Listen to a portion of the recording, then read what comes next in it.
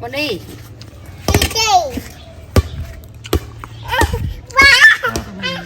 Vô mà còn đi vô băng.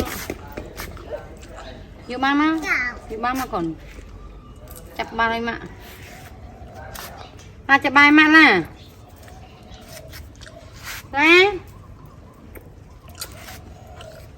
Lá, vô mẹ con. Yeah, con thank you. Vô đi cho khát nào.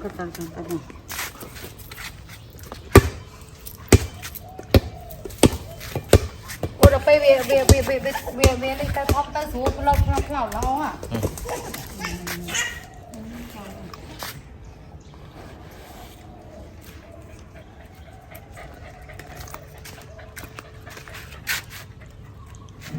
Bỏng ai mẹ, bỏng á, chắc tên nó bên này, hớm ạ, ấy chắc nông chai, lươn,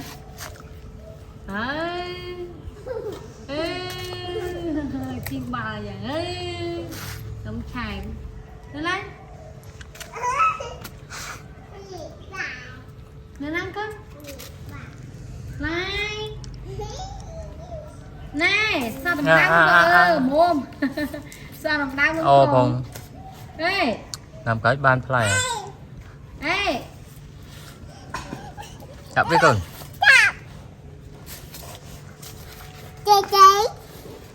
Baby, thả mở. Vô ban anh mẹ mà. Biết.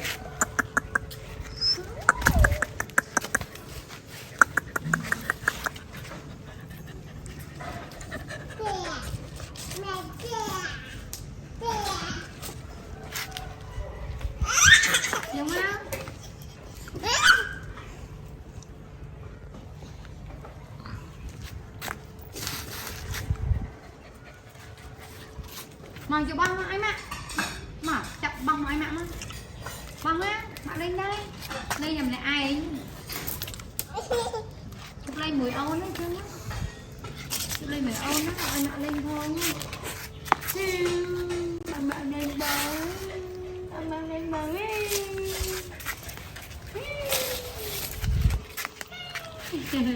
Mở anh mẹ lên phòng. Dù băng ra anh con nữa. Mà, chặt anh mẹ băng mẹ. Hi, đâm chắc.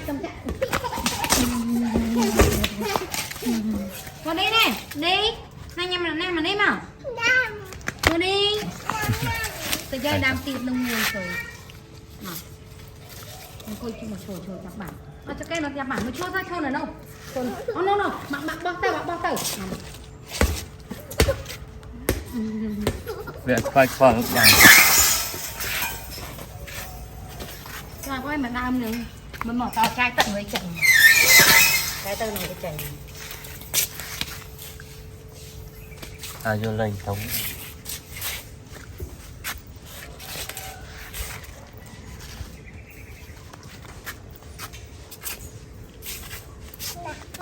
Là tiền. Bàn cao cho càng lang xuôi không. Chỉ về nhưng mà đau mình sổi mà không. Đập ơi, đầm càng lịch chặt nó không là một con tay Việt cầm. Hello Bella mẹ phở mẹ. Mà xây ba ta. Bà.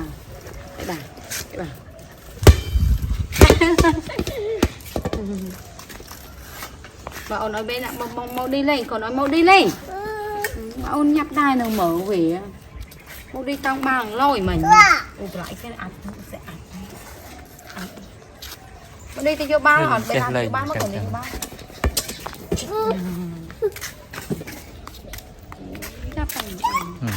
Giờ, một ta xoài. Mọc các bạn. Này không tỉ bạn chơi nó phải ngỏ phải đánh thông chân tỉ. Anh thấy cho chơi nó ngọt rồi. Lông này. Quýnh nhau, ôi này nó sợ nhau. Nhau cột.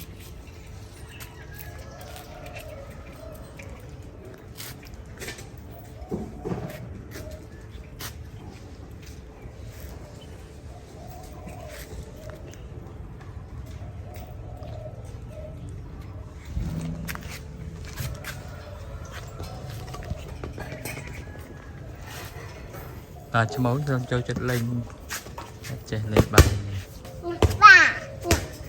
Rồi cầm vô em bà sao thôi bà sao cầm vô lấy nó sẽ ác thế con cầm vô con trâu cầm lấy nữa con nè à tại vô bao lên vô bao anh không phải mòn gì cảm giác tắc sần nó lấy lấy ba này còn vô lấy vô lấy kìa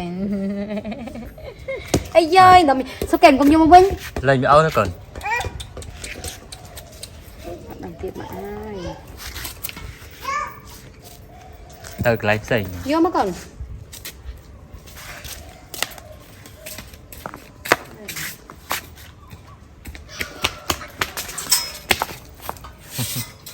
đây là đây tay kèm không mà con mà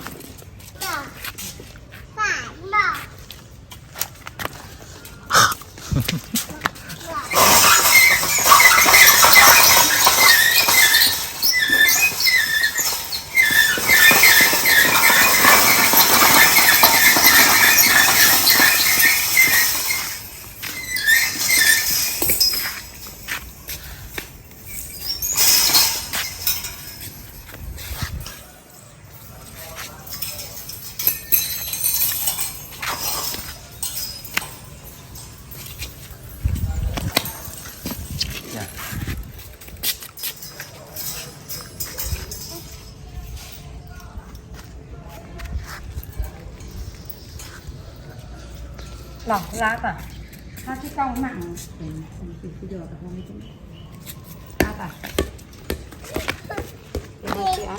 là kèn bạch ba lắm tôi coi như lời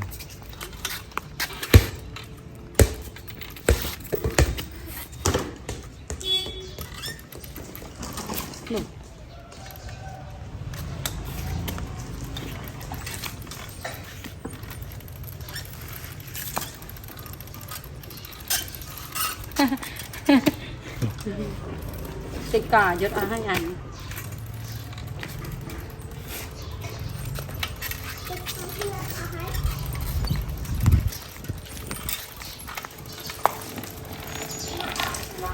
à chơi mồi mà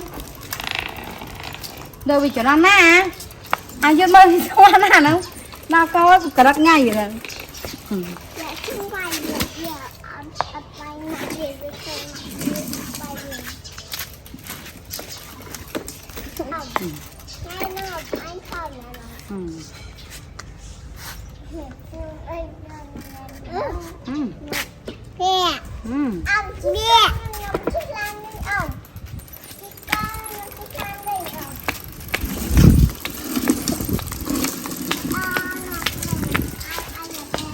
tôi không còn là ôn đứng nữa tôi không còn được nữa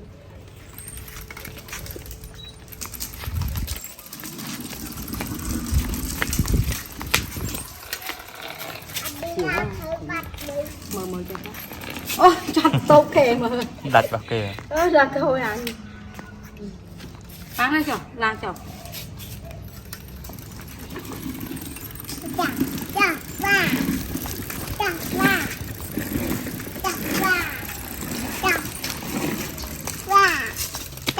hát đây bán chồng hát mà hát ôn hát ăn ăn để ăn hát để các bạn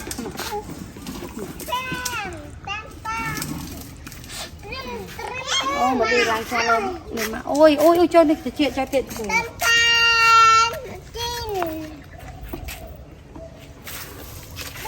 ôi ai làm sao lên chẳng